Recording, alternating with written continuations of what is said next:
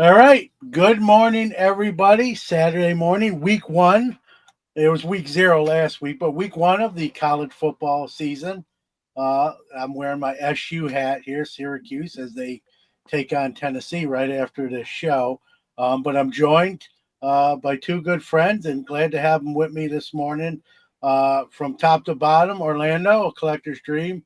Good to see you. You look great. I know you're doing fairly well, considering, and good to see you. Good to see you, John. Thanks for having me on. Yeah, anytime. You're welcome. Even when you're not on, call in. We'll let you on. So, I'm and always willing only to but chat either way.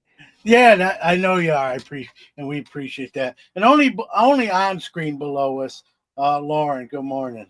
Good morning. Thank you for having me. Oh, same thing as I told Orlando. Glad to have you. Glad that you're part of the show. All right, before we get into the topics, and we got a few good ones. This is just in case someone didn't see the news. There's been a couple videos. I made one. Theo made one for Four Collectors. Um, this will be our last show on Bench Clear Media. It's not a bad thing, it's not a believing on bad terms type of thing. So at this time, I really want to thank Mike Moynihan for extending this platform. I think we were over a year on it, almost 2 years. I don't know the exact time. Forgive me for that, but thank you to their generosity.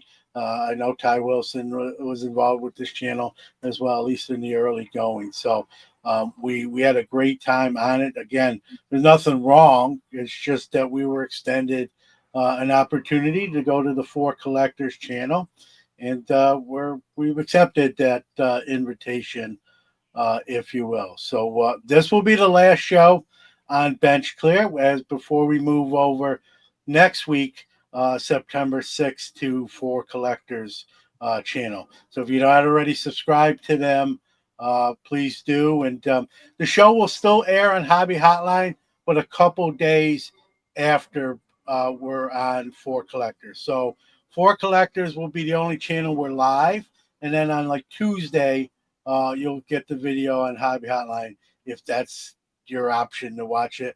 Also on Tuesday, it will be an audio form on your favorite podcast platform if you don't want to see my ugly mug. I can only speak for myself, and I get that. So if you just want to hear me rather than see me, and again, I'm not on every week, thank God. But the pod, all joking aside, the podcast does come out on audio on Tuesday. If you can't catch it live, and we get it, Saturday can be a tricky day. Real quick, Lauren and Orlando, let's get into some good mornings while we have some time.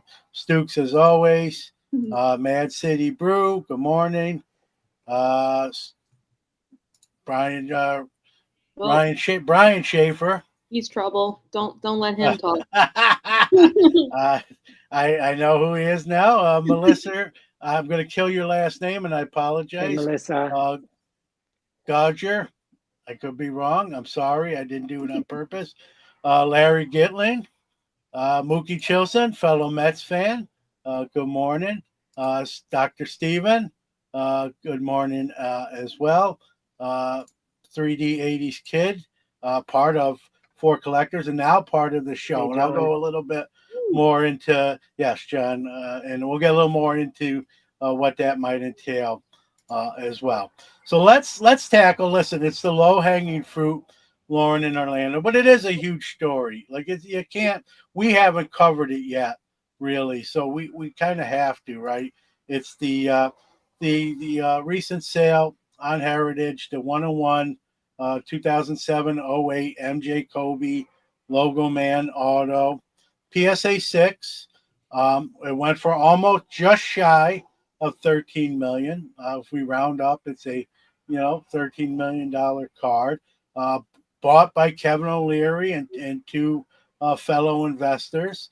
And it is now the new record holder for highest price paid for one single card. And that's obviously going to make the rounds on any kind of content creation, show, podcast, Hobby Hotline no exception. One of the first things I noticed, Lauren Orlando, with this card is, it's a PSA 6. Now, we all know these sticker stock cards typically don't always grade well for various reasons. The thickness of the card, usually around like the patch window, gets little creases just naturally in the process of getting the patch in there. And I just thought to myself, this thing went for almost 13 million at a 6. What if it was an 8 or a 9? Would that ever changed that much, or is that sort of you're buying sort of the card, not the grade? What do you guys think about the PSA 6 versus if it was a higher grade potentially? I think I think because of what it is, because I know that is an interesting conversation to have with one of ones, but it ultimately doesn't really matter because it's a one of one.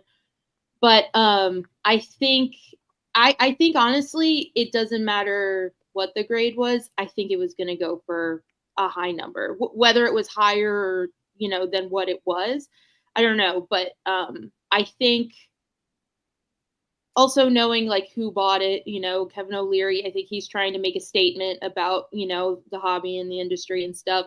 And Shine, Matt, I think knowing his tendencies as a collector, I think he saw this card and said, I have to have it.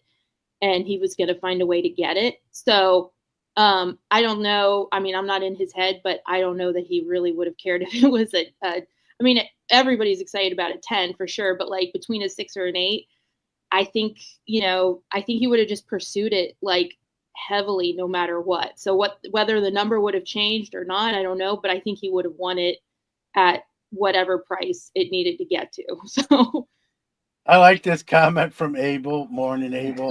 Great guy. Says Kraken Reese. Yeah, send that out. SGC Yeah, and don't deliver it in person. Just send that out with like some serious insurance through the United States Postal Service. But that's a funny comment. Yeah, so I like that. But why grade a card like that? Well, you here's what I'll say. You grade a card like that, I think the panel here will all agree and maybe you grade just to authenticate the card, right? We've seen patches get switched out.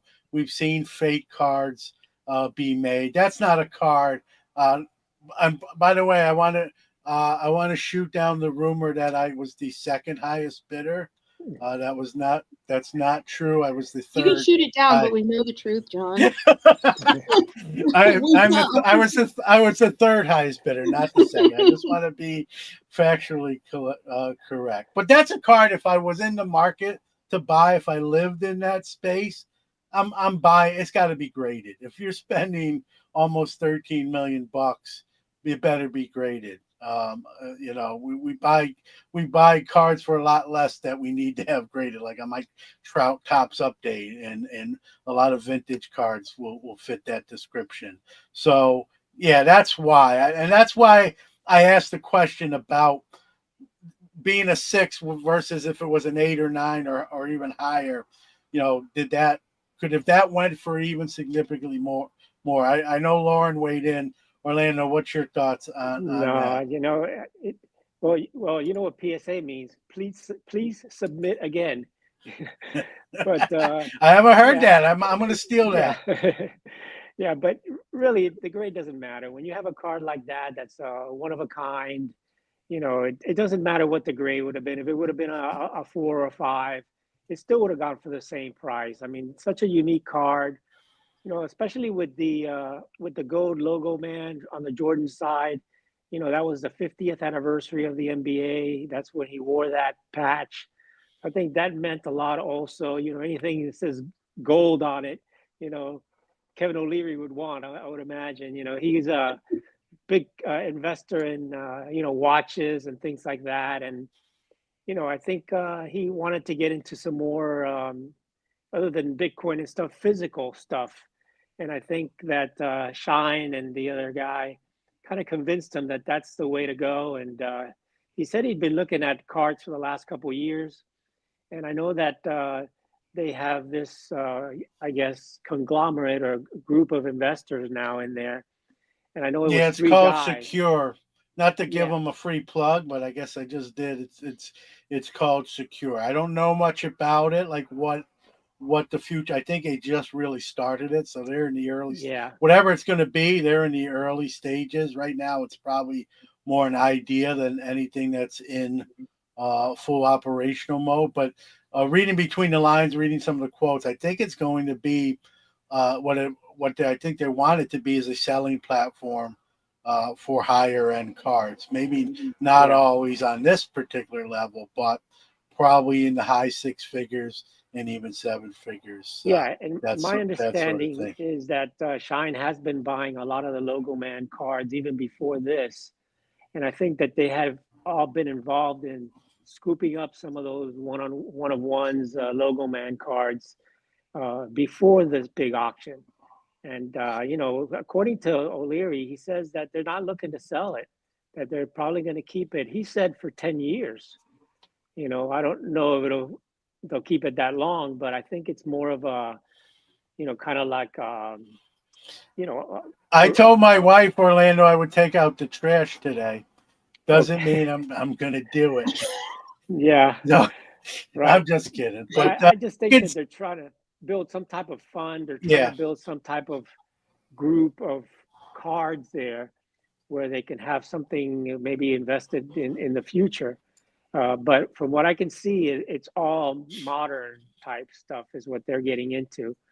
And that to me, I think is a little bit of a concern because if you remember at one time, the highest price card was the Mike Trout Superfractor 1 of 1 that sold, I think, for over 5 million, and that at one point was the highest sale of any It seems card at like the time. eons ago. Yeah, Seems but like it was eons only like ago, and it's three not. It's years not. ago that.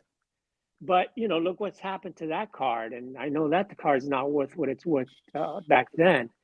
So Yeah. I don't know. To me, it's a little bit concerning when you put that much money into that card because I know it's the only Kobe Jordan dual logo man, but Well, listen to this. This is a comment from our very own John here. I didn't know this. I don't know about you. It says supposedly these patches were on the jerseys the first game that Kobe and Jordan played against each other. That I didn't know. And that adds obviously a little yeah, more provenance to it. Maybe if that's true and if that's the case, obviously that's not going to lower the price. I think that just enhances the card. Anyone who's any kind of Kobe fan or basketball fan knows that MJ was Kobe's sort of who he looked up to and tried to emulate his game after. Did became pretty close, if you will.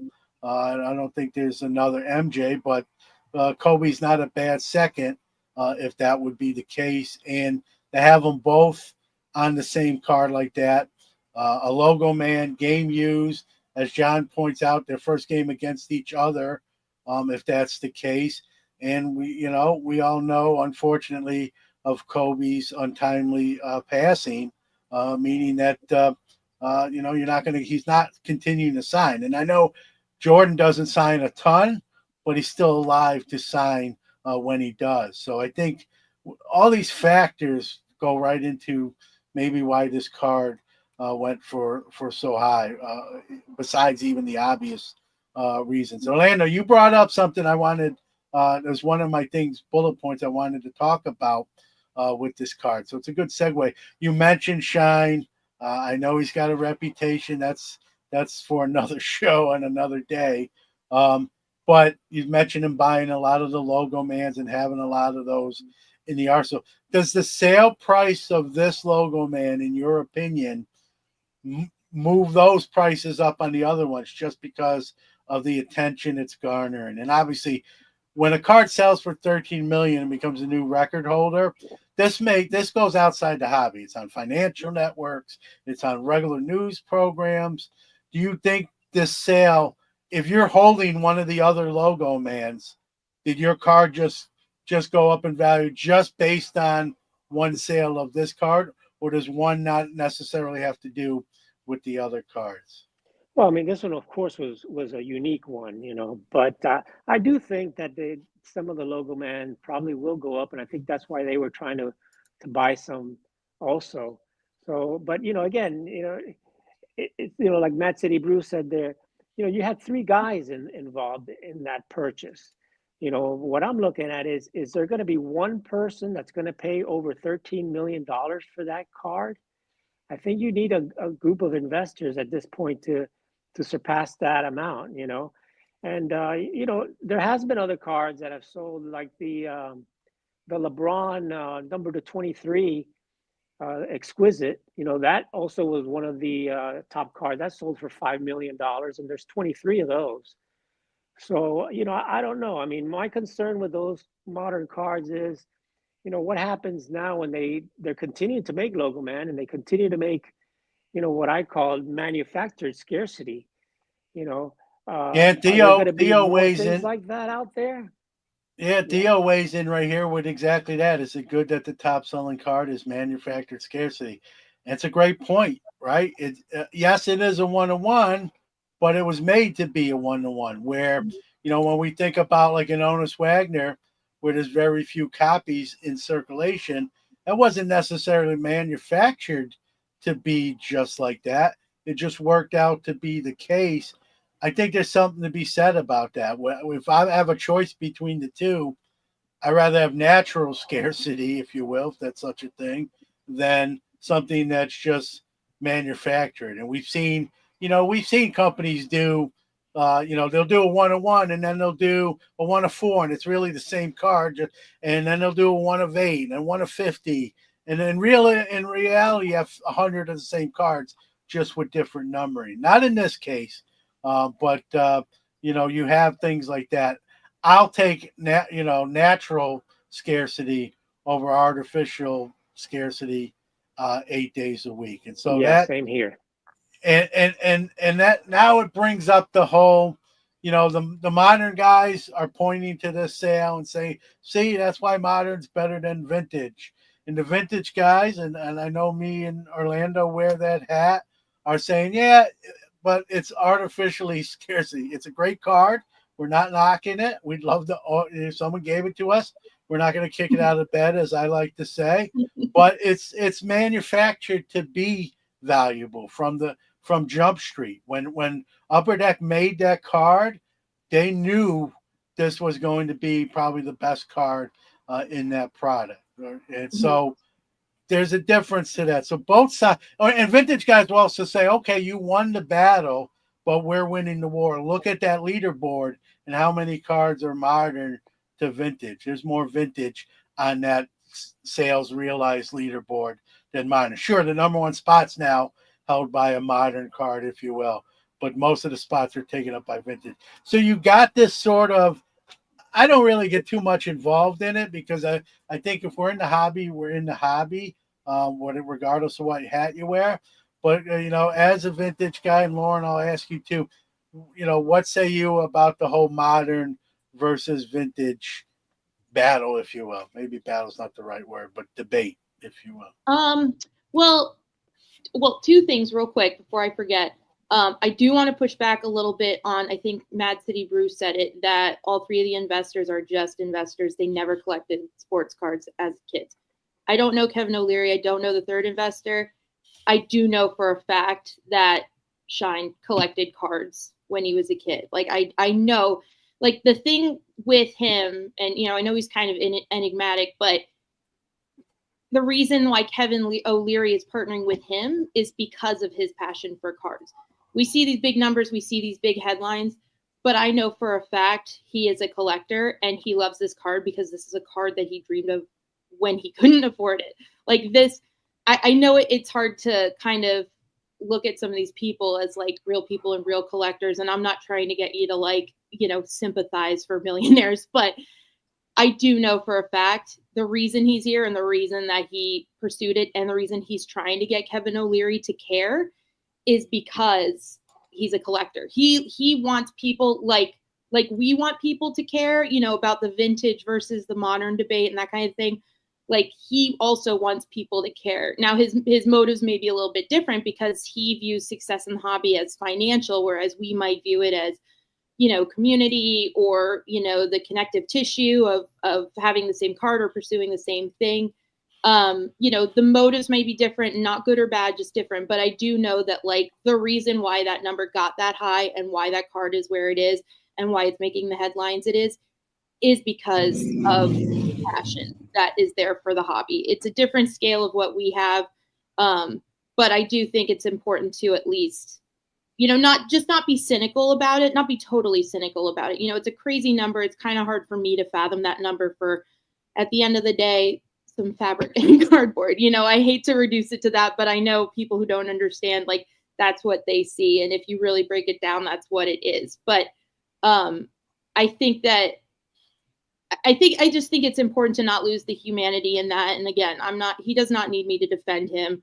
I just think it's important to consider that passion is what unites us all. And I think that that's important, and it will get lost in the headlines and in the big numbers and in the big stories. That's just natural. That's how it works. But for us as collectors, I think to remember, that collecting is still, a passion project, then, I think that's just something to kind of recall. And I don't know. It's a complicated way to kind of process it, because again, like, do millionaires need me to defend them? Absolutely not. Do they need me? Do they care what we have to say? Probably not. But I do know that he was a collector as a kid, and that this card really does mean something to him more than a financial gain, but it can mean both. And sometimes, our passion is more pure than financial gain. And that can muddy the waters a little bit. So I just wanted to make that point in case people wanted to consider that. Yeah, I agree with her on that. Lauren, you're right. He is passionate about it, and he's been a collector for a long, long time. But you got to remember, this guy's also a salesman. And he's also looking there to make money, because he's really more of a businessman than anything else. And he's been investing, like he says, investing in these cards, not just a collector. And when somebody's so passionate, it's very easy to convince other people, like a Kevin O'Leary, to get involved in the hobby. And remember, Kevin O'Leary has been passionate about a lot of things. He invested in FTX along with Tom Brady, and look what happened there. They were convinced this was the next big thing, and they were bamboozled by the guy who's currently in jail now. So I don't know Shine personally, but his reputation precedes him, and I've heard a lot of things, and I know he's hung around with a lot of the card trimmers out there. So he's not, I think, the perfect person in the hobby. Yeah, his reputation. Let's just put it this way: his reputation is not flawless, to use a card. Right. It's not a PSA 10. Yeah, but that passion does come across, and he is a collector, and he easily, as a salesman, has convinced O'Leary and the other members of this group to begin to invest in these things, because he wants that. He wants the cards to go up, not just also for his own collection that he's got, because of course the guy's got $1 million or more, million plus collection himself, and he's got Logo Mans, he's got all modern stuff. So I think it's a business thing, but I think he also has a personal stake in this, and he's been able to gather around him some big money guys to really prop it up and be on CNBC and all these places to prop up the industry. Now, I think that's gonna help us all with the card collectors, because I think we're going to get more people involved in the hobby than ever before. My concern is, are they going to come in for the right reason? Because think about this, or because they want to make money. Yeah, think about this, Orlando. If a card that's artificially scarce is bringing 13 million, think about of all the scarce cards that are not done artificially. I think that those cards, even though they're different genres with modern versus vintage, I think the price tag might have just went up on those. If a card that's kind of made to be scarce is bringing close to 13 million bucks, I think that's the natural progression of things. I want piggyback off something Lauren said. Like she said, that these guys don't need us to defend them. I'll defend them to this point. I know this is a modern card, but we've seen people who aren't really collectors, if you will, buy high valued vintage cards for the same reason. So I don't think this is just anytime a big modern card sells, oh, they're just in it for the dollar signs. I think this happens on the vintage side. Maybe it happens a little bit more on the modern side overall, but I don't think it's a vintage or modern thing. I think it's someone has a lot of money and wants to do that kind of thing. And I don't. Yeah, I think overall it is good for the hobby. I mean, the more attention you get, the more marketing you get, the more people are hearing it, and then they're looking into whether it's the modern cards or even the vintage. And I do believe a lot of the guys that'll come in are going to start looking at vintage also, not just the modern cards. Yeah. So I think it's all good for the hobby. Let's just hope that it doesn't get to be just all investors. I always like to see the collectors involved. And this is not a sports card hobby thing. This happens in other collectibles. There's people who do coins who are collectors that are just buying the very rare coins with the long-term goal is to make a profit. They're not pulling out a drawer full of their collections. They just happen to own one or two high dollar items. So this isn't just whatever it is, you're always going to see this aspect of it. You don't have to like it. You don't have to agree with it. But it's there across the board. Funny question. Many times if you're expecting the cards to increase in value, you could get disappointed very easily though. Yep. I'm having trouble finding it, but Mookie asked earlier in the chat if all three of us invested in an he said card, what would we invest in? Well, I'll answer for me.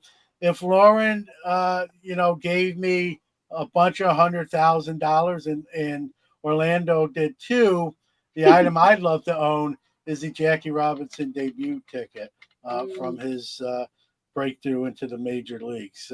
But I'm definitely going to need Lauren and Orlando's help, and probably a lot more than that. No offense to ever acquire something like that. That's when I play the Mega Millions, and I hope I win. My wife's like, oh, we can do this on the house. We can, and I'm like, I can buy the Jackie Robinson. Right, you're like, that money is spent. It's already gone. And I get a funny look, So that would be what I picked. But I thought it was a funny question.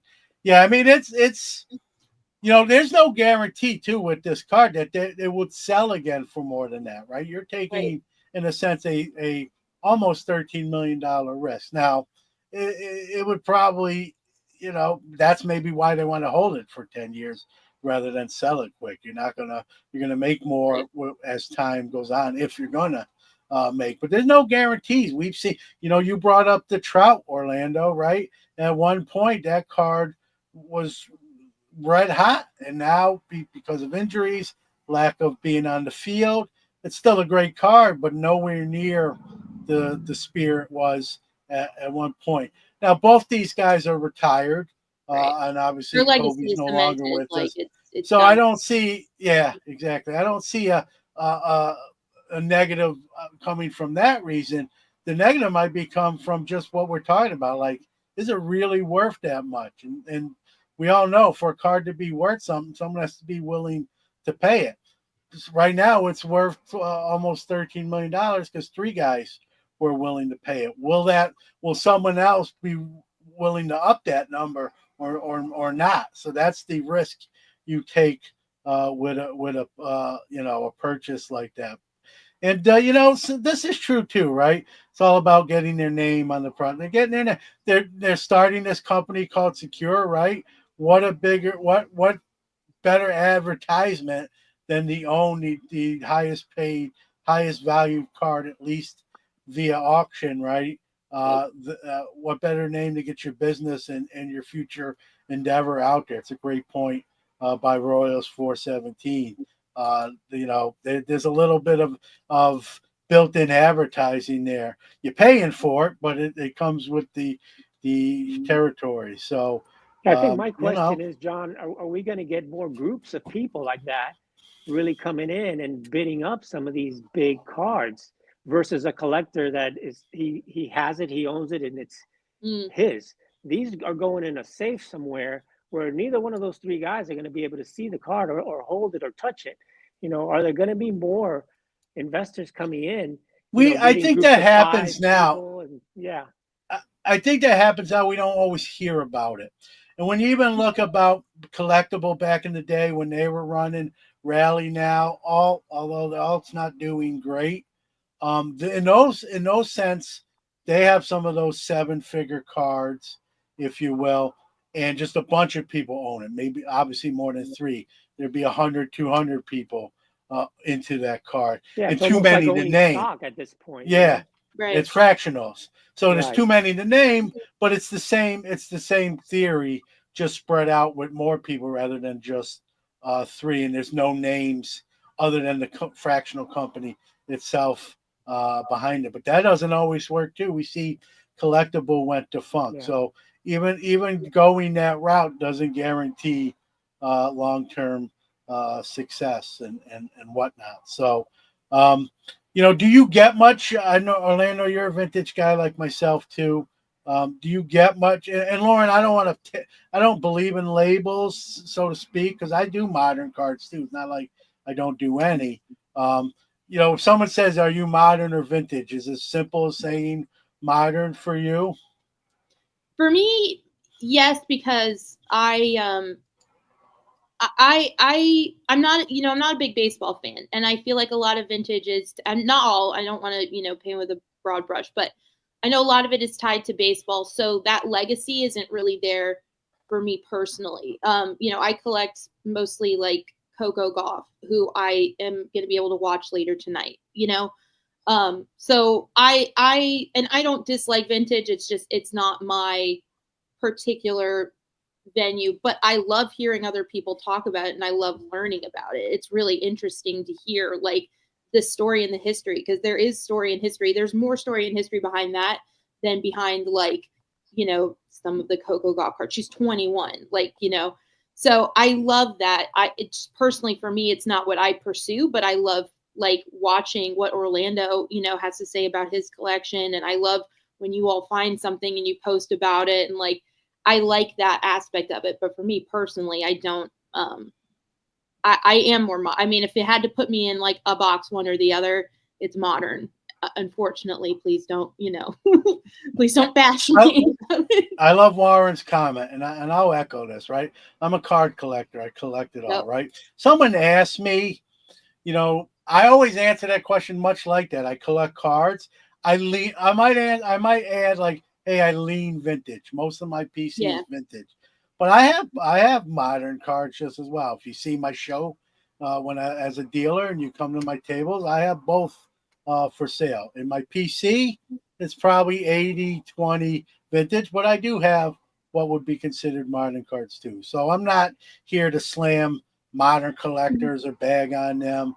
I look at this as like a fraternity, right? At the end of the day, we're all in the same fraternity. Right. We may have different sort of parties on campus, but we're in the same yeah. fraternity. I think for me, what I collect really are what I call retired players. I mean, I have Griffey, I have Thomas, I have Yep. Barry Bonds cards, I have all those guys. But these are guys that are already out, they're established, they have already a history, and even though they're sort of modern, they've already been retired. I'm kind of hesitant on going with guys like the Trouts and Otanis and things, even though they're great right now. You just never know. I like to wait until they end the career and see what happens then. And that's kind of what. And I also collect football. I collect vintage football and stuff like that. But I go back to saying retired players that are not currently playing. That's who I go to, because I already know what they've accomplished, and I already know that they're established and what they're gonna, kind of be in the future. You kind of get a sense for it versus going after, an Arch Manning, for example. Now that you got the talking college there, you know. Yeah, good comment here from Royals 417 saying, the modern versus vintage debate sort of generated, right? Much like politics, that why can't we collect without worrying about how everyone else is doing it? Yeah. I kind of agree with that. I got a Sports Collectors Digest article that will be coming out talking about this card and that whole debate. But at the end of the day, right? I know it's the cliche line, but it's true, right? Collect what you love, whatever Mhm. that might be. And there's no wrong thing to collect long as you enjoy it. I know Orlando. I think Lauren, you can attest to this. Every year I go to the National, being a vintage I'm seeing a lot more younger people getting into vintage, buying vintage, taking an interest in vintage. And I'd Nice. be lying. I'm not on either side of the debate necessarily, but I do like to see that. I find that sort of refreshing, and I like to see the younger set sort of learning about the history of a sport with the athletes that have already kind of did their thing, and it's nice to see. Mostly because I love history, so I love when other people love history along the same veins or close to it. So, so I think whatever side you fall on, I don't think there should be a side. If you're a card collector, like Warren says, you're a card collector. We're all in this, you know, when we go into the National, there's no two doors, right? There's not a vintage door and a modern door. We all walk through pretty much the same entrance, right? So that's how I look at the hobby. We're in the same building when we're in the card show. I know there's Strongsville and different, and there's nothing wrong with that. But most shows we're all in the same building, and I think that to me that speaks volumes that we're all enjoying the same hobby at the end of the day, and that's to me the way it should be. Speaking of the National and things I've seen more of walking around, and we got the U.S. Open as we speak, as Lauren alluded to, watching her favorite uh, tennis player play later this evening. Tennis cards. I saw a lot more tennis cards. Now, I'm not going to be disingenuous. I'm not so much a current tennis fan. I'm old, so I was more of a tennis fan in my younger days when a New York City guy that was my favorite tennis player named John McEnroe. That was my guy back in the day, and surely I can be serious saying that. But tennis cards are not necessarily new; they've been around for a while. They're not necessarily mainstream, but I saw more at the National. We've seen, speaking of big sales and big high dollar sales, we've seen two recent sales of a particular player. I hope I don't say his name right. Carlos Alcaraz, Perfect. and Beautiful. okay, and like I said, I'm not a current modern day tennis fan, but here's one of those cards, Lauren, and this is the Net Pro Hmm. autograph, and this brought 237,000, so 1/5 of $1 million. Actually a little bit more than 1/5, and then this card, which I think is cool. Now we all know the bat knob cards and on the baseball side of the thing, right? Did you know there was a racket Yeah. knob Yeah. card, and we see here's the same player, different company and card, the Topps royalty, a 101 Alcaraz racket knob, and so I thought that was really cool. I'll be honest with you, until I looked it up, I didn't realize they did this in Hmm. tennis, but it makes sense if you're going to do it in baseball. Why not do it in tennis? This card brought 222,000. So you add these two cards up. I don't believe they're owned by the same buyer, but if they were, that person would have had to spend $500,000 to own these two cards. Do you think is this? And we've seen Serena Williams rookies go for a significant amount. I mentioned John McEnroe, my favorite all-time tennis player. Sometimes when I'm on eBay doing like a search for things, I always look for like John McEnroe signature cards. I never got one yet, but those things go for 200, 300, 400 bucks, if not more. And I can't pull the trigger. I'm not saying that's a bad price. I just haven't bought one yet. I'll go to Lauren first here. Do you think that tennis will? I know it's not unpopular. You think, much like we saw in wrestling, sort of the popularity on the hobby side increase? Are we going to see that even further with tennis? I know we're seeing more cards at the national, but do you see that continuing? Maybe because of sales like those two cards I just mentioned. Yeah, and I think part of it also is that Topps has taken the reins and given tennis like, the NBA, MLB treatment of here's multiple products in a year. We got recent, was the 2021 Topps Chrome, and that came out in 2023. Like it wasn't even out in 2021. And that was the one product for a few years, and then we had to wait again until last year when the 2024 Topps Chrome was announced. Like there were large gaps, and then this year alone, I think so far they just announced their fourth product. I think that's coming out later in September, Triumphant, which is supposed to be high end. So I think there's also more product for people to pick up. I know somebody said that there are some vintage. Somebody in the chat said there's, vintage cards in tennis to pick up. And I've been looking at, I wrote an article about Arthur Ashe for Collectibles on SI. I'm working on one about Althea Gibson. So I've been looking at her cards and, so as far as vintage, for people who are worried if I am going to get into vintage or not, I have looked. I do like them, and I'm learning about them because they're really cool and there's cool stories there. But that's the thing is with Althea Gibson, there's really only about maybe 2 or 3 cards. There aren't too many. With Coco, she had, she was in the Topps Chrome finally, but before that she was in Metal Universe and stuff like that. She was in the mixed bag of athletes, so she's next to Tiger Woods and Michael Jordan and, all these they're excellent athletes, but she was mixed into these other products. So now there's strictly tennis products coming out on a consistent basis, and it's being broken. It's on breaker channels a lot, and so there's more product to actually see and to actually have in a case and to show off, and they're consistent. You can look at it and say, oh, okay, this is Topps Chrome, this is royalty, the knob. You can see what it's from. It's not oh, Carlos Alcaraz was on Net Pro and Coco Gauff has a PMG over here. There's starting to be a little bit of uniformity, and I think that's easier to digest if you're getting into tennis and collecting tennis. So, for the good or the bad of Fanatics taking over, Topps and that aspect of things, it does provide uniformity for there to be more for you to kind of see. And the 2021 product, it had mostly older players actually. So they're modern cards with vintage, Hall of Famer players.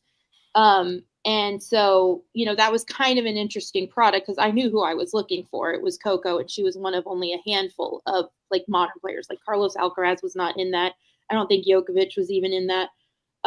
So, now they're kind of mixing them up, and there is more modern with some more vintage, like Billie Jean King, vintage John McEnroe, but, we're going to go ahead and put him in that category. So, it's interesting because they're starting to have uniformity, but they're covering the bases of the history of the sport. And, and tennis is interesting because it's all on one person's shoulders. There's no team. You don't have a team loyalty or oh, they're not on the Mavericks anymore. They're on the Lakers, and I hate the Lakers, and I've hated the Lakers 3 generations back. So tennis is really interesting, to kind of get into to see what really piques your interest. And I think it's great that Topps is putting out products that people can recognize and see easily and then kind of explore and see what really strikes their eye and what they like. Lauren, I'll ask you, and Orlando, you can chime in too. In football, we have 700 to 800 players in the league on rosters. In baseball, that number's around 600. That doesn't include minor leagues or other leagues. In tennis, obviously, that number is lower. Do you think that hurts the hobby aspect of it, just that there's less people to collect, if you will, or less choices?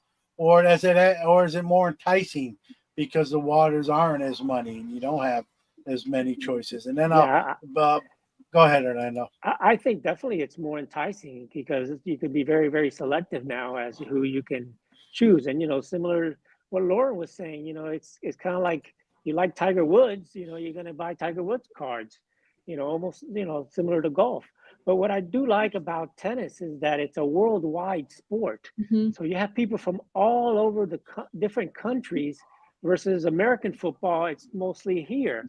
But you have these players that come from all over the world, from Spain, from England, and whenever they have tournaments like Wimbledon, US Open, the excitement on that, the game is very, very exciting. And you see these players that sometimes, you hear about, but you don't see. But when you see them in these tournaments, and then you see all the people from I mean, this is shown all over the world, almost like the World Cup, and I think that really is something that's drawing collectors from everywhere, not just this country. So I think there's a huge upside in the tennis cards right now. And I went to a card show a couple of weeks ago, and yes, I definitely saw a lot more tennis cards than I've ever seen, because there's probably more issues out there, but there's also more demand, I think. And again, it's a worldwide sport, just like golf, where they go play different tournaments, in Scotland and England, everywhere. They're doing the same thing in tennis, and it's attracting more and more fans as they go along. And a lot of the young people right now, you see the young girls, young guys playing tennis, and I think that really gets them really, really excited about the sport, and they gets them into collecting the cards of their favorite players. I think more than baseball or football, because there's just so many players to collect in football. I mean, football's gotten to be where everybody collects the quarterbacks, because Yeah. that's kind of what they see. But there's a lot of wide receivers, there's a lot of defensive guys that are really great players, and they don't get the attention. But in tennis, it's just a select few people. And those guys, you can really focus your collection more on those guys, the ones that you really, really want or really, really like. And I think it's a lot easier to collect, and it's worldwide. So you're going to have so many people, into the hobby, that I think it's definitely one of the growing segments of sports cards, in my opinion. Yeah, I agree. I'm seeing a lot more, even on local shows. I mentioned the national, but even here locally, I'm seeing more than I traditionally have. One quick comment from Vintage Card Collector. He says, tennis lacks parity, right? We're seeing the same few people win all these big tournaments. I don't know if that's good or bad, right? I remember, Roger Federer, with his run, he was just winning. It was like, it Mm-hmm. was more of a question who would he beat in the final, Right. was more of a question than who would win the tournament. And you were sort of ranked by who he beat in the final was the next best player in the sport. But I think we like dominance, right? I think as collectors we do sort of the stuff Otani's doing in baseball. Love him or hate him, right? We can't argue with the greatness of Tom Brady, his dominance during his run in football. Tiger Woods, you mentioned Orlando and golf. There's at one point during his heyday and peak when he was just winning. It seemed like every tournament, and it was just like who's finishing second rather than who's winning this thing. And I think we admire that, and we all want to own a part of that as collectors. I think whether we'll admit it or not, I think internally we're like, or if we open something and we get that particular dominant player, we definitely are excited about it rather than it being someone else we could have pulled. So is it good or bad? I guess it's both, depending on, it's like the glass half empty, half full. I guess it depends how you look at it. You know what I mean? Sorry, I froze for a second. Sorry. So I didn't hear all of what you said, but I think I kind of gathered where you were going, what direction you were going. The thing about parity too in tennis is that there are some dominating people. Like right now, it's mostly Jannik Sinner and Carlos Alcaraz. In the men's side, it's kind of 1 and 2 back and forth, which is exciting and interesting. And it's fun to see somebody who is at the top of their sport, just going against the top person and just seeing who can come out on top, because that's interesting. But for the women's side, it's not necessarily just a 1 and 2. I mean, for me, Arina Sabalenka and Coco Gauff are the two people that I watch who, go head to head. I love that, but they are not 1 and 2. Coco is 3 right now. And there have been some people you wouldn't expect to win. Madison Keys, an American. She won her first Grand Slam, the Australian Open earlier this year. So whoever's collecting Madison Keys, who has been rooting for her for so long, they finally get to see her in her shining moment. That's exciting. You have that dark horse in the running that made it all the way. And then Anna Samova, she won Wimbledon this year, and her cards had a huge pop, and there were cards to collect because Topps put out, product that she was in, and you could seek it out.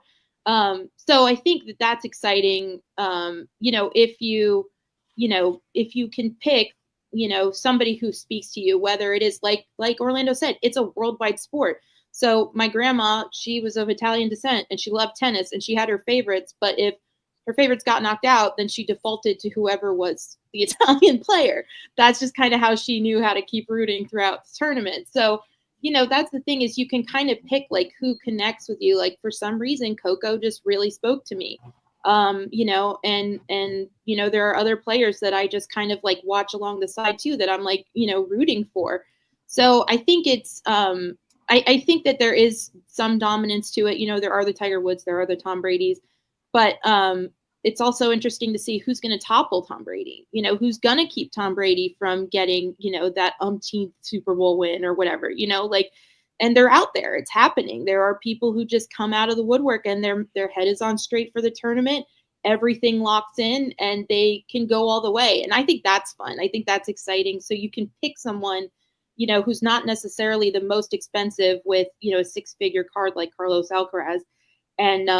And you can, see them through, like with Anisimova and Madison Keys. You've been following them for so long, and then they actually made it to the mountaintop. That's incredible. And you get to look at your cards and say, I was there with you. Like, that's really cool. That's exciting. So I think it is going to grow. And I think it is, I think all great points were made about like it being worldwide and it being accessible. And I don't know. I think it's interesting to talk about too. Like I see the chat, a lot of people have thoughts and opinions about it. And like, that's cool. That's cool. Taylor Townsend right now is the talk of the tournament because she had, a little conflict with Ostapenko, and she's an American, and, she's playing at the US Open, and, Americans love getting behind their players at the US Open. And so, she might go all the way, and, her cards probably have gotten a little bit of pop from the publicity. So, that narrative is fun to engage with. Like with the WWE, that's something I like about that, is there's a story, and I know it's all fake and I know it's scripted, but like with tennis, you don't know where it's going to go. You have to stay with it. And like, so I think that's exciting. And I think as collectors, to like look at your card and say, I believed in you, I'm with you, and I get you. Like, when they actually reach that pinnacle that they've been like striving for, I think that's cool. I think that's exciting. Yeah, I mean, tennis is exciting because it's one-on-one, and you just never know if somebody's going to have a good day or a bad day. And there easily could be an upset. I mean, it would happen if one guy just, has a bad day, or the other one comes on strong. And, it's one of those things. It's a long match. Some of these matches last, 4 hours, 5 hours. So, you could wear each other down, and, you just never know when it's one against one versus, a whole team or a group of people. So, you got to watch the whole thing. And, even though this guy may be the number 1 seed, he could be knocked out. It's happened many, many times. Yeah, and anytime you get one person versus one person, like you just said, Orlando, right? Maybe someone gets a little nicked up or slightly hurt, could change the whole outcome of the match. And so I think tennis is growing. How far will be interesting to see, as I go to shows and national next year to see where we are. And again, with like Lauren said, with Topps coming in, producing probably more sets, we're going to see it more breakers breaking tennis products. They're already doing it, like Lauren said, but that number is going to go up even further. And maybe I think more people are going to at least dabble in it, right? Test their waters, dip their toe in the water, or find a player. Hey, I love her. I love him. I'm gonna buy a couple cards. Maybe I won't even open. Maybe I won't even buy into a break or open wax. But I just want to own a couple of his or her cards, and nothing wrong with that either. And you're still transacting in the hobby, so it's going to grow. It's just, I guess the question is by how much, right? I think we're seeing that. Alrighty, all right. Our last topic. I don't want to spend. We're kind of coming down the home stretch here. I know I spoke to you, Orlando. You were at a local show in Florida, and Eric Drew, Boca Subs. He's the #1 bulk submitter to SGC. I'd say in the world. I believe that's the case. It's something I do, not on the same level as Eric Drew, but the same concept, same thing. We all know that PSA or collectors took away the bulk sub rates. I'm still doing it. I just had to raise my prices. Eric Drew is still doing it. He had to adjust his prices. You spoke to him, and you kind of were around his area. Kind of just some of your thoughts on and talking to him and seeing what was going on there. A lot of people want to say that the end is near. SGC is dead in the water. I will tell you this, but for those that care, my last bulk sub to SGC came back in 10 days again. So they're back up to that speed that they were known for, that they got away from. They're sort of back to it. Maybe that's because there's less cards. Whatever the reason, they're back to 10-day turnaround. But go ahead, Orlando. I spent some time talking to Eric. He's the biggest submitter to SGC, and I was concerned. So I was just kind of asking him his opinion on what he thought the future was for SGC. And, he's also subbing now to PSA, which are both in Boca, the same office now. And, surprisingly enough, what I saw is that a lot of people were subbing to him right then and there.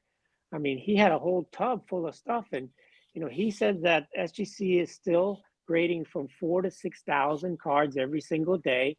They're 95% sports cards, versus CGC, which is mostly all TCG cards and Pokemon cards. And he also told me that PSA, the majority of cards that PSA is grading now are TCG, Pokemon, and all that. He said they're grading about 500,000 cards a month. PSA is sports cards, and SGC is 200,000. And if you look at somebody else like the CGC, they're only grading about 8,000 sports cards, and Beckett probably around a little bit more, but not nearly as much as SGC. So SGC is still grading a lot. Their times, return times of, like you said, 10 days. He said that pretty much they're about 2 weeks, and he still feels that they're not going to get rid of SGC. He says it's too big of a business for them. It's the second largest, sports card grading company in the world. And even though they're owned by the same guys, it's still, he says it's going strong, and he's still getting a lot of people that are grading with him. The other thing he told me is that PSA, all the cards he submits to PSA are still being sent all the way to California from their Boca office, so they're not grading there yet. But he did say that in October they are going to begin grading cards at the Boca location there. So we'll see what happens with that. But and he does both now. He's submitting to PSA and SGC, but he says he's still, the bulk of his submissions are SGC. PSA was also there. They were taking submissions, and there were some lines, but I don't think it was as busy as it was like in the national. Because of course the national also had on-site grading. I just don't think we can count out SGC yet, even though everybody's saying they're dead. No, he says that there's some people that were coming up to him and said they'll never grade with PSA. And even though it is PSA, technically, there are people that I know them. Now I submit to PSA and SGC personally. I'll make that very transparent and clear. But there are people, we've all heard it or seen a post or know someone personally say, "Hey, I'll never give PSA my money. I just don't believe in some of the things they do, or I just don't want to," whatever the reason, right? And there we go. Good luck to today. We're 13 and a half point dogs, but that's a big number. I'm going But John, while to. I was there, I mean, I probably talked to the guy for like 15 minutes, and there were over 100 cards that were being brought into him, Yep. being submitted at the time that I was there. So he had a huge couple of tubs full of cards. So obviously, John's on he's still getting a the lot. John's on the deck of the SGC Yeah. playing violin.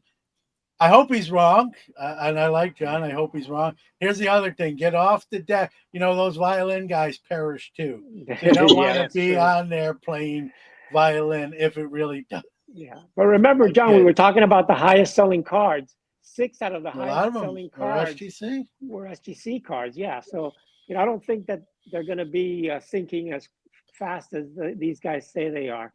When you're still Yeah, grading here's the over thing. 200,000 cards a month, that's a lot of sports cards. Mhm. So he didn't tell me not to say anything, but I spoke to Ryan Hoge in Mhm. Chicago at the National, and I asked him. I wasn't recording, but I had a conversation with him. I told him what I do, my relationship with SGC, and I'm like, please tell me they're not going away. He's just they're not. We've made some decisions, but the brand itself is not going away. Now I know someone's going to hear that and say, "Well, what did you expect him to say, John?" He's not going to look you in the face and say, "Yeah, in 4 months they're gone." Don't say that. Because I get that whole aspect. You're not going to say that, Yeah. but I did feel like in this, sometimes you just get a sincerity or a gut. And I'm not saying he's the greatest guy since the wheel or whatever, but I really felt like it wasn't so much lip service. And I know he's been on other podcasts and said that publicly. And like you said, Orlando, they bought that for a good. Collectors bought SGC for a good chunk of change. If they dissolve them, that to me that just opens the door for CGC to get a lot more sports cards that they're not getting now. Why would you open the door almost voluntarily for a competitor when you have, in a sense, the #1 and #2 sports grading brands? Why would you eliminate two to make someone else default #2 automatically? Because that's what will happen to me. I know that's a simplification of the whole business aspect of it, but we can simplify it to that level. I will speak to this. I do the bulk subbing. I'm not getting the same. I'm not gonna lie. I'm not getting the same amount of cards that I once did with the higher price rate. But I will say this: I am getting more than I anticipated. So I anticipated a lot less, much to what you said, Eric Drew even probably alluded to. I thought when I raised my prices because the bulk rate went away, Orlando and Lauren, that I even was concerned, like, will it be even worth doing anymore? Will I get enough where it's worth my time and effort? And I'm pleasantly surprised that I'm having people drop off cards to my house. I'm meeting people at Dunkin' Donuts and Starbucks for bulk subs at a higher rate. So is it the same amount when I was doing it at the bulk rate? No, but it's not the drop off I was like sort of projecting. Like the numbers are better than what I anticipated, and that I think that's a good sign. And now they're at, even with those projected numbers that being higher, they're back to 10 or 12 day turnaround again. And so I think it bodes well. I don't work for them. I know they sponsor Sports Card Nation. I'm a bulk subber for them. That's as far as my expertise goes. But I don't think collectors. I think they want to tweak some stuff, but I don't think they want to just have them right off into the sunset. And I hope that's the case. I'm biased, but I hope that's the case. I know I got to put this. I know Five Foul Ball hates all grading, so he says he's not biased. He wants all grading to go away. Listen, that's his opinion, right? No, opinions aren't wrong. We don't have to agree with him. Are there enough graders that follow Peter that the grading company who hires him has the potential for growth? That's an interesting question. He may not wind up, and I know Peter, this is not any inside knowledge. He didn't tell. I have talked to him off the record, but we didn't talk about where he might go. Um, I actually, if I'm going to guess, and this is not from him, don't be surprised you see a Peter Steinberg at an auction house. If you look at a lot of the auction house employees, 60% of them come from the grading space, and he would be a great. He would be a great. That would be a great role for him if I was an auction house and he wanted to work. We see guys like that: Ivy, Derek O'Grady, Joe Orlando. Those are all guys from grading that have moved on to the auction house world. I think you may see. Again, this is just me putting on a tinfoil hat and guessing. I wouldn't be shocked to see Peter wind up in a role. Maybe he does wind up at another grading company. Only he will have to determine what his future might be. Whatever the case may be, either or. He's a great guy. He's a very smart guy, and will be an asset to whatever company hires him. I'm not predicting this, but if he became a Burger King manager, he'd probably be a very good Burger King manager. I doubt that will be the case. More likely the other two, a grading company or auction house, or maybe even a card manufacturer. Who knows, right? Only he will determine that. So, before we kind of get into what's going on next week and in the future, any last kind of last words as far as topics go? Great chat. Hope everybody has a good week. And yeah. All right, so let's can't wait let's to be on the four collectors. Yeah, I know we're going a little over time here, but I want to kind of, being this is our last show on Bench Clear, we are headed over to four collectors. Thanks to those folks over there to extend the invitation. We accepted. What will that entail? Well, we'll be back to every week again. I know we went in the summer to the first and third Saturday. We'll be back every Saturday. Time will be the same, 11 a.m. Eastern, 8 a.m. Pacific. We will have new folks. We're going to have a lot of some of those folks will be coming over from that are already part of Four Collectors. Will be joining our team. Many of them are in the chat as we speak. Many of them have engineer abilities, probably better than even my own. So they'll be a welcome addition, which is one of the reasons, I didn't advertise this all the time about why we had to go to not every week. It was, we were having trouble filling engineer spots. That problem, I don't want to jinx it, but that problem hopefully is now solved with some of the new folks joining the show. And so we'll be back every week. The format will be pretty much the same. Anyone that wants to call in, we'll put the link. I know I didn't advertise that too much today. My bad. I knew we had a lot of ground to cover, and then the move as well. So that ability will still be there. The chat room will still be there. The show will air only on Four Collectors on Saturday.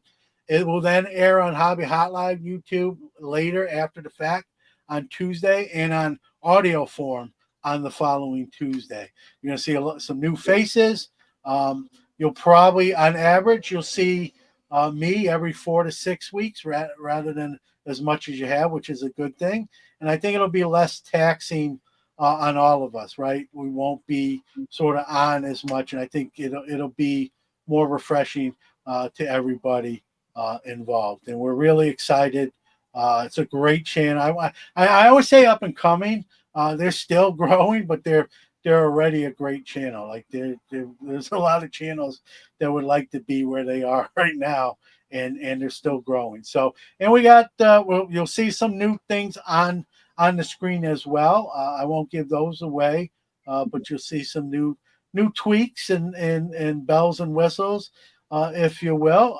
Everyone, most people are going over with the move, and then we're adding to that roster as well. We have a new logo to go along with the move, and I'm going to put that on the screen here real quick as well. I kind of did by accident earlier, but now I'll officially do it. So that will be the new logo, and you can see we got a lot of sports represented there: football, baseball, hockey, and basketball, and then obviously the Four Collectors logo. Pretty cool logo, if I could say so myself. So next week will be sort of the first show will be sort of an all hands on deck show. In other words, any of our people involved in the show want to come on and talk about it, it'll just kind of be a welcome to Four Collectors type of show. I'll be at a card show speaking of SGC, at my SGC bulk table, but I will be calling in from there with my noise canceling headphone and microphone. If we have enough people, I won't stay on long, but I will kind of check in and say hello to everybody and that sort of thing. And then we got a special episode for the second one. We'll keep that under wraps until next week, and then we'll have a normal schedule every week again. So I know Lauren and Orlando, you want to kind of last words speaking of the move, and I'll put up some comments here. Just a great move. I'm glad you're doing it. Yep, very exciting. You put in a lot of hard work, and you're dragging us all along with you on your coattails, and we appreciate it. Well, then listen, and I appreciate that, Lauren. And I do some of the work. I'm not going to not tell the truth. Well, right, this is a collaborative effort. Mm-hmm. Again, with Four Collectors, they're doing things. They're adding to our roster. I think we're at the end of the day, we're going to have 18 people now involved with the show. A lot more engineers, right? This is a team. I always say this is a collector show for everybody, and that goes for the roster we have, and it's exciting. I'm looking forward to it, and it starts next week, and can't wait to make the move. That being said, again, be remiss just one more time. Thank you to Bench Clear for the year plus here. No complaints. We're not leaving under like bad terms or angry terms. It was just we were offered this opportunity, and we've decided to do that. And so we're leaving good. Mike Moynihan is a very good friend of mine. That hasn't changed. And thanks to him, Ty Wilson, for the time here. So if you haven't already liked and subscribed to Four Collectors, you got a week to do it. Yeah, more than a week, but do it before the week's out. So for Lauren, for Orlando, we'll see you next week on Four Collectors. Have a great weekend, everybody. Happy Labor Day.